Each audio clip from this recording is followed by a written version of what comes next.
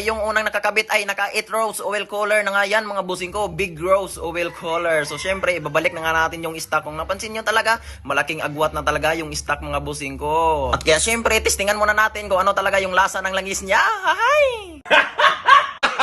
Gago! At yun na nga mga bossing ko, hindi ko na nga pinatagal dito dahil nga sobrang basa na nga kami sa ulan mga bossing ko. Dahil pagpunta namin dito, pati nga iring, tinugnaw na nga mga bossing ko. Dahil pagpunta namin dito mga bossing ko, nabutan kasi na kami ng ulan. Dito kasi tayo sa bahay ng tropa natin mga bossing ko. Dahil pinuntahan na lang natin yung motor niya mga bossing ko. Dahil nag-chat siya sa akin na magbalik daw siya ng stock ng oil cooler mga bossing ko. Kaya yoy, agad-agad ko lang pinuntahan ito. Kasi lang isip eh. So, gwapo lagi ko sa si Peter. At yun na nga mga bossing ko, ito na nga yung may-ari mga bossing ko. Shoutout nga pala sa may-ari mga bossing ko. Napakapugi mo talaga sir. Mga marami talaga babae madadali sa iyo ba? Hi!